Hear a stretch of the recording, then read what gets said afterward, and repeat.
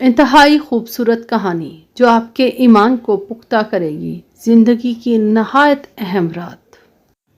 اس کا نام ڈاکٹر احمد تھا اور وہ سعودی عرب کا معروف طبیب تھا۔ لوگ اس سے مشورہ لینے کے لیے کئی دن تک انتظار کرتے تھے۔ اس کی شہرت بڑھتی چلی گئی۔ دارالحکومت میں ایک انٹرنیشنل میڈیکل کانفرنس کا انعقاد ہوا جس میں اسے بھی دعوت دی گئی۔ اس کی خدمات کے پیش نظر فیصلہ ہوا کہ وہ اس کانفرنس میں نہ صرف کلیدی مقالہ پڑھے گا بلکہ اس موقع پر اسے اعزازی شیلڈ اور سرٹیفکیٹ بھی دیا جائے گا۔ ڈاکٹر احمد اپنے گھر سے ایئرپورٹ کی طرف روانہ ہوا۔ وہ بڑا خوش اور پرسکون تھا۔ آج شام اس کی تکریم اور عزت کی جانے والی تھی۔ اس کا سوچ کر ہی وہ اور بھی زیادہ آسودہ ہو گیا۔ ایئرپورٹ پر وہ معمول کی چیکنگ کے بعد فوراً ہی ہوائی جہاز میں سوار ہو گیا۔ اس کی فلائٹ وقت کے مطابق پرواز کر گئی۔ کوئی آدھے پونے گھنٹے کے بعد ایئر ہوسٹس نے اعلان کیا، ہم معذرت خواہ ہیں کہ طیارے میں فنی خرابی کے باعث ہم قریبی ایئرپورٹ پر اتر رہے ہیں۔ ہمارے پاس اس کے سوا کوئی چارہ نہیں ہے۔ فلائٹ بغیر کسی رکاوٹ اور حادثے کے قریبی ایئرپورٹ پر اتر گئی۔ مسافر جہاز سے اتر کر لاؤنج میں چلے گئے۔ ڈاکٹر احمد بھی دیگر مسافروں کے ساتھ طیارے کی فنی خرابی کے درست ہونے کا انتظار کرنے لگے۔ تھوڑی دیر کے بعد ایئرپورٹ اتھارٹی نے اعلان کیا، خواتین و حضرات، انجینئر نے بتایا ہے کہ فنی خرابی کے درست ہونے کا فوری طور پر کوئی امکان نہیں ہے، لہٰذا مسافروں کے لیے متبادل طیارے کا انتظام کیا جا رہا ہے۔ یہ طیارہ کب آئے گا کسی کو علم نہ تھا۔ تھوڑی دیر بعد نیا اعلان ہوا کہ متبادل طیارہ کل ہی آ سکتا ہے۔ ہم اس زحمت کے لیے معذرت خواہ ہیں۔ اب آپ کو ہوٹل پہنچا دیا جائے گا۔ ڈاکٹر احمد کے لیے یہ اعلان انتہائی تکلیف دہ اور پریشان کر دینے والا تھا۔ آج رات تو اس کی زندگی کی نہایت اہم رات تھی۔ وہ کتنے ہفتوں سے اس رات کا منتظر تھا کہ جب اس کی تکریم ہونی تھی۔ وہ کرسی سے اٹھا اور ایئرپورٹ کے ایک اعلیٰ افسر کے پاس جا پہنچا، اپنا تعارف کرایا اور کہا، میں انٹرنیشنل لیول کا ڈاکٹر ہوں، میرا ایک منٹ قیمتی ہے، مجھے آج رات دارالحکومت میں مقالہ پڑھنا ہے۔ پوری دنیا سے مندوبین اس سیمینار میں شرکت کے لیے آئے ہوئے ہیں اور آپ لوگ ہمیں یہ خبر سنا رہے ہیں کہ متبادل طیارہ 24 گھنٹے بعد آئے گا۔ متعلقہ افسر نے اسے جواب دیا، محترم ڈاکٹر صاحب، ہم آپ کی عزت اور قدر کرتے ہیں۔ ہمیں آپ کی اور دیگر مسافروں کی مشکلات کا اندازہ ہے، لیکن یہ ہمارے بس کی بات نہیں اور نیا طیارہ فوری طور پر فراہم کرنا میرے بس میں نہیں ہے۔ البتہ وہ شہر جہاں آپ کو کانفرنس میں شرکت کے لیے جانا ہے، یہاں سے بذریعہ کار سے صرف 3-4 گھنٹے کی مسافت پر ہے۔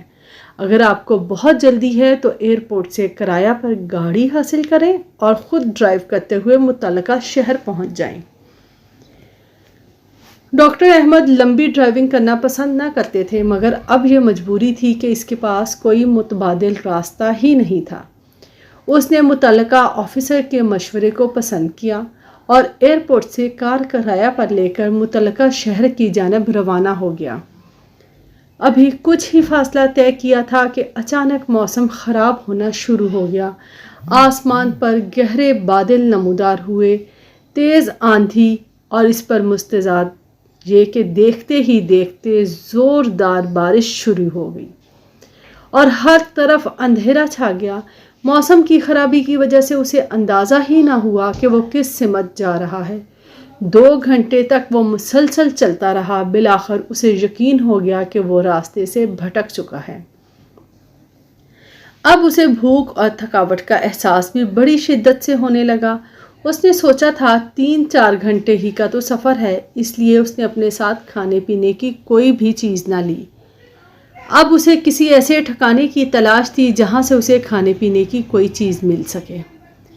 وقت تیزی سے گزرتا جا رہا تھا۔ چاروں طرف رات کا اندھیرا ابھی چھا چکا تھا۔ ایک چھوٹے سے گاؤں کے پاس سے گزرتے ہوئے اس نے غیر شعوری طور پر اپنی گاڑی ایک چھوٹے سے گھر کے سامنے روک دی۔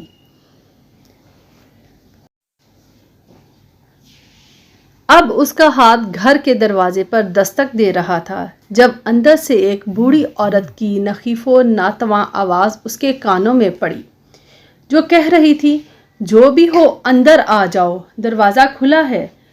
ڈاکٹر احمد گھر میں داخل ہوا تو دیکھا کہ ایک بوڑھی عورت متحرک کرسی پر بیٹھی ہے۔ اس نے خاتون سے کہا، اماں، میرے موبائل کی بیٹری ختم ہو چکی ہے، کیا میں اپنا موبائل چارج کر سکتا ہوں؟ بوڑھی عورت مسکرا کر کہنے لگی، میرے بیٹے، کون سے فون کی بات کر رہے ہو؟ تمہیں معلوم نہیں کہ اس وقت تم کہاں ہو؟ ہمارے ہاں نہ تو بجلی ہے نہ ٹیلی فون۔ یہ تو ایک چھوٹا سا گاؤں ہے جہاں شہری سہولتوں کا کوئی تصور ہی نہیں۔ پھر اس نے مزید کہا، میرے بیٹے، وہ سامنے میز پر چائے اور کھانا رکھا ہے، لگتا ہے کہ تم بھوکے اور پیاسے ہو، راستہ بھٹک گئے ہو، تم پہلے کھانا کھا لو پھر بات کریں گے۔ لگتا ہے تم خاصا طویل سفر طے کر کے آئی ہو۔ ڈاکٹر احمد نے اس بوڑھی خاتون کا شکریہ ادا کیا اور کھانے پر ٹوٹ پڑا۔ سفر کی تھکاوٹ سے اسے شدید بھوک لگ چکی تھی۔ اچانک خاتون کی کرسی کے ساتھ والی چارپائی پر حرکت شروع ہوئی اور ایک معصوم نے رونا شروع کر دیا۔ خاتون نے اس بچے کو تھپک کر سلایا اور اسے دعائیں دینا شروع کیں۔ وہ اس بچے کی صحت اور سلامتی کے لیے لمبی لمبی دعائیں کر رہی تھی۔ ڈاکٹر احمد نے کھانا کھایا اور بوڑھی اماں سے کہنے لگا، اماں جان، آپ نے اپنے اخلاق، کرم اور میزبانی سے میرا دل جیت لیا ہے۔ آپ لمبی لمبی دعائیں مانگ رہی ہیں، امید ہے کہ اللہ تعالیٰ آپ کی دعائیں ضرور قبول کرے گا۔ میرے بیٹے، وہ بوڑھی عورت گویا ہوئی، میرے اللہ نے میری تمام دعائیں سنی اور قبول کی ہیں۔ ہاں، بس ایک دعا باقی ہے جو میرے ضعف امان کی وجہ سے پوری نہیں ہو رہی۔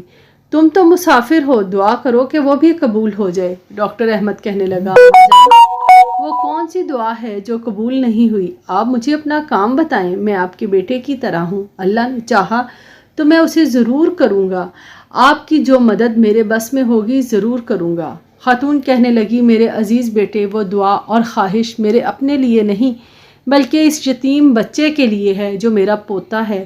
اس کی ماں باپ کو کچھ عرصہ پہلے فوت ہو چکے ہیں، اسے ہڈیوں کا ایک بیماری ہے جس کی وجہ سے چلنے پھرنے سے معذور ہے۔ میں نے قریبی حکیموں، مہمانوں سے اور آنے جانے والوں سے بڑے علاج کرائے ہیں مگر تمام اتباع اس کے علاج سے عاجز آ چکے ہیں۔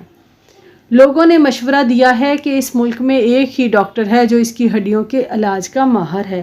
اس کی شہرت دور دور تک ہے، وہ بڑا مانا ہوا سرجن ہے، وہی اس کا علاج کر سکتا ہے، مگر وہ تو یہاں سے بہت دور رہتا ہے، پھر میں نے سنا ہے وہ بہت مہنگا ہے، اس تک تو پہنچنا کوئی آسان کام نہیں ہے۔ تم میری حالت تو دیکھ ہی رہے ہو، میں بوڑھی جان ہوں، کسی وقت بھی بلاوا آ سکتا ہے، مجھے ڈر ہے میرے بعد اس بچے کی نگہداشت کرنے والا کوئی نہیں ہوگا۔ میں ہر وقت اللہ تعالیٰ سے دعا کرتی ہوں وہ کوئی سبب پیدا کر دے کہ اس بچے کا اس ڈاکٹر سے علاج ہو سکے۔ عین ممکن ہے کہ اس یتیم بچے کو شفا اسی ڈاکٹر کے ہاتھوں مل جائے۔ ڈاکٹر احمد اپنے جذبات پر قابو نہ رکھ سکا، اس نے روتی ہوئی آواز میں کہا، اماں جان، میرا طیارہ خراب ہوا، راستے میں اترنا پڑا، کار کرائے پر لی، خوب طوفان آیا اور آندھی اور بارش، راستہ بھول گیا، اللہ تعالیٰ نے مجھے آپ کے گھر زبردستی بھجوا دیا۔ اماں، آپ کی آخری دعا بھی قبول ہو چکی ہے، اللہ رب العزت نے ایسے اسباب مہیا کر دیے ہیں کہ وہ ہڈیوں کا بڑا ڈاکٹر چل کر خود آپ کے پاس آپ کے گھر آ گیا ہے۔ اب میں آپ کے پوتے کا علاج کروں گا۔ جب اللہ تعالیٰ اپنے کسی بندے کی سنتا ہے تو پھر اس کو پورا کرنے کے لیے اسباب بھی خود ہی مہیا کرتا ہے۔ کائنات کی ساری مخلوق، چاہے وہ جاندار ہو یا بے جان، اللہ کے حکم اور اس کی مشیت کی پابند ہے۔ اس واقعے سے میں آپ دیکھ سکتے ہیں کہ کس طرح سے اللہ تعالیٰ نے زمین و آسمان کی مختلف قوتوں کو کام میں لا کر بوڑھی اماں کی دعا کو پورا کرنے میں لگا دیا۔ ارشاد باری تعالیٰ ہے، قرآنی آیت ہے، اس کا ترجمہ ہے، بھلا کون بے قرار کی التجا قبول کرتا ہے جب وہ اس سے دعا کرتا ہے، اور کون اس کی تکلیف کو دور کرتا ہے، اور کون تم کو زمین میں اگلوں کا جانشین بناتا ہے۔ یہ سب کچھ خدا کرتا ہے تو کیا اللہ کے ساتھ کوئی اور معبود بھی ہے؟ ہرگز نہیں، مگر تم بہت کم غور کرتے ہو۔ سورہ نمل کی آیت ہے۔ اللہ تعالی ہمیں عمل کرنے کی توفیق عطا فرمائے۔